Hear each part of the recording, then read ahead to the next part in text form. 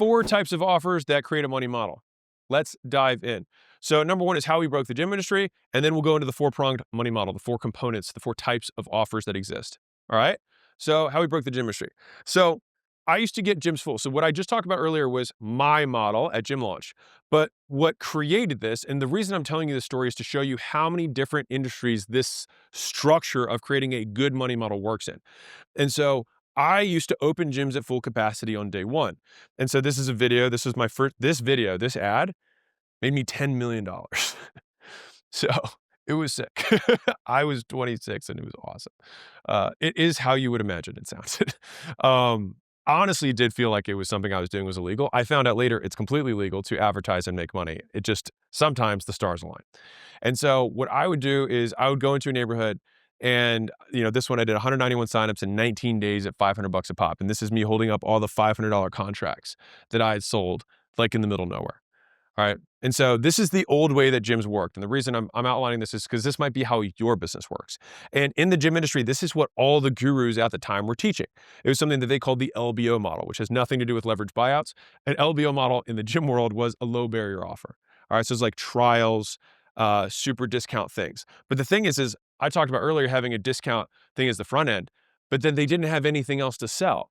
So the discount stuff works, but you got to have the thing to sell to make your money back. But this is how it used to work. So the old way that people did low barrier offers was that they would run trials. So they'd run $19 months, $21, 21 days, things like that. And so right off the bat, if you had 10 people walk in the door, 2 would not buy. So now you got 8 left who buy a trial or buy the discount offer at $29, $19, $21, whatever. Now, this guy doesn't convert, this guy doesn't convert, this guy doesn't convert, this guy doesn't convert, this guy doesn't convert. We get 3 because the industry average is 35% of trials would convert. So not 35% of people who showed up, 35% of people who started the trial.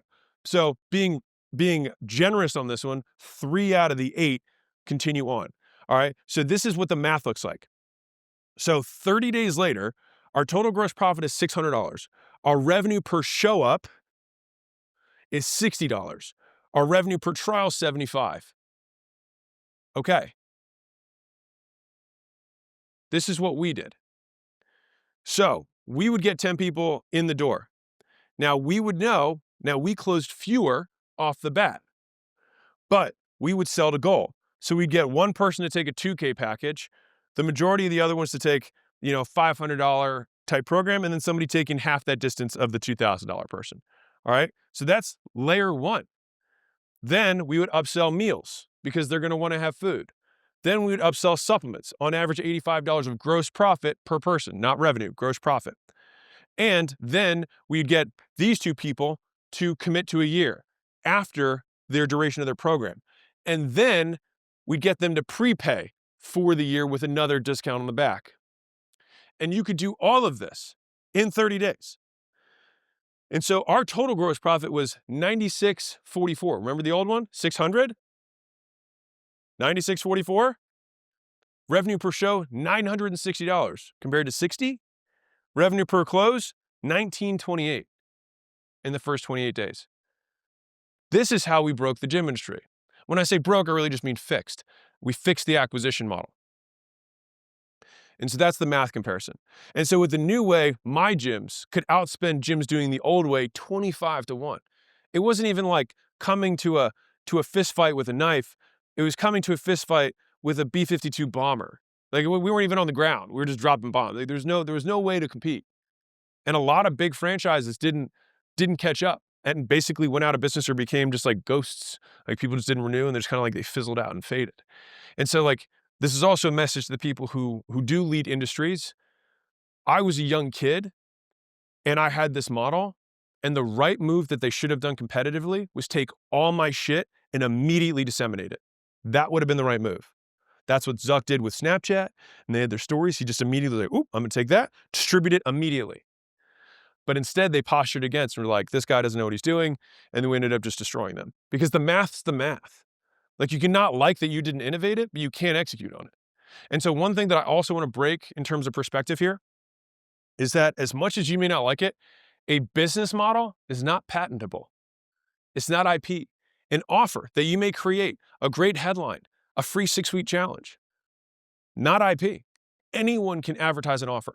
And so it's a double-edged sword in terms of learning this power, because it is a speed game. Because basically, you want to advertise this stuff, you want to rip as much money out as you can before the rest of the world catches up. And then guess what happens when the rest of the world catches up? You do it again.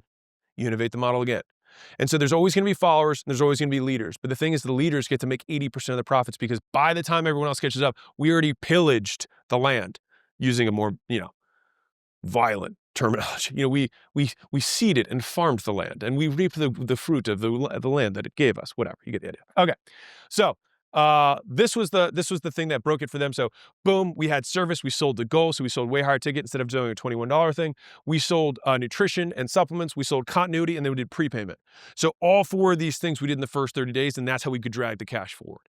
All right, and so if for some reason someone didn't buy the first offer thing, we had a downsell flow. We sold the goal, then we sell a smaller package, then we sell a free trial with penalty, then we sold a free trial with no commitment, and then we did a free orientation.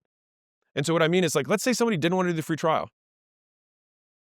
So, for example, these people, they didn't buy any service. But how do we get money out of them? We said, hey, no worries. Why don't you just come for a nutrition orientation? We just want to help you out for free. People come to nutrition orientation not having signed up for the gym, and we'd sell them $300 in supplements. So we still made money from no's by selling them a different way to get to their goal.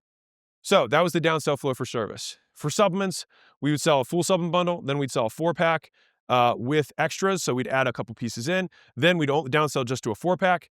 And then we'd have it on continuity, then no continuity, then we'd do extras only. So we'd work our way down that whole thing. And then the meals flow, same deal. We'd work our way from biggest all the way to smallest. And then continuity, we'd go, again, sell to goal, smaller package, and then month to month. And then finally, the prepayment is we'd prepay the whole package, prepay for a discount, prepay the next month, and then we just get the commitment. Just say, fine, you're in continuity now. And all of this, if you're looking at the days, this is day 21 to 28, 14 to 21. And this is upfront, and this is within 48 hours. So all of these things are happening fast. All right, so that is how we broke the gym industry. So now let's talk about all the things that I just did, but we're going to chunk up so that you can apply it to any business. All right. So there's attraction offers, upsell offers, downsell offers, and continuity offers. The objective of each of these: attraction offers is to liquidate how much it costs you to get a customer. Upsell offers are to maximize profit. Downsell offers are to maximize conversion. Continuity offers are to stabilize cash flow in the business. There are many ways to accomplish CFA. Some businesses can do it with only one offer. Some businesses get funding, so they don't need to break even to get customers because they have outside money that's injected into their system. But for everyone else, probably watching this, I will explain a model that I have seen emerge over and over and over again within the businesses that I built.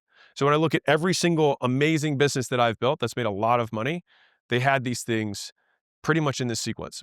And it doesn't happen all at once. It just often becomes something that you build towards. So to be very clear, I'm not saying you start with a fully fledged money model, because it will break your whole business in half. You want to start with one, you start adding in layers, like layers of paint. You just keep putting more and more layers on it. And so again, you can build an amazing business with just one or two of these things. And sometimes it's worth keeping it simple and just doing that. If you can scale I want to scale with as few offers as humanly possible, but I still want to maximize how much money I make in the shortest period of time. So if I have to add more, I will, to enable me scaling. But I want to have as few as I can, because I want to have as little operational drag as possible. All right. And so it has 4 prongs or 4 different vectors and different offers that correspond to each objective. All right. So this beautiful little image took me a very long time to figure out. Right. And so we have attraction offers that bring people in the door. We have upsell offers that typically happen immediately after, that get people to buy more stuff. We have downsell offers for people who don't say yes to either of these things, so we can still get conversions, then potentially upsell them later. And then we have continuity offers on the back, which get them into a recurring cash flow payment to the business. And so let's explain how they all work together to make a symphony of CFA.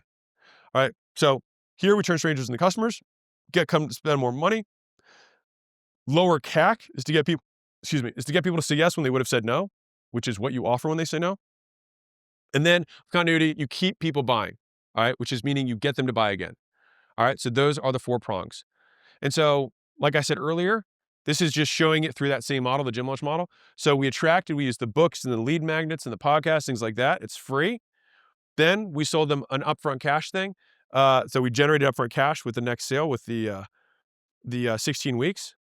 Then we would maximize profit by getting them to upsell supplements, then sell our supplements on our behalf.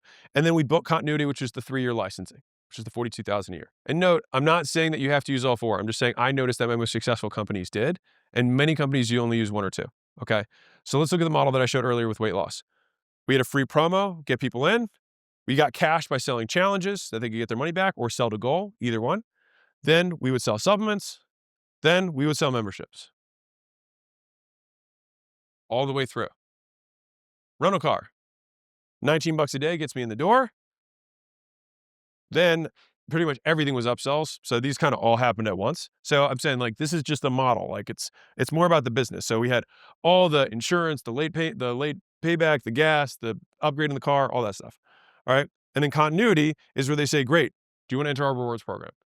And so great money models can include multiple in the same business. So you can notice here, like there's some here, there's multiples here. There was insurance, there's multiple upsells. So it's not like you only have to have one, you can have multiple things there. Through the rest of our time together, I'll show you genius ways that other entrepreneurs have stacked and recombined these things to make lots of money. And I will only show the ones that I also then used, modeled that in my businesses and what we did. All right. Ka-ja!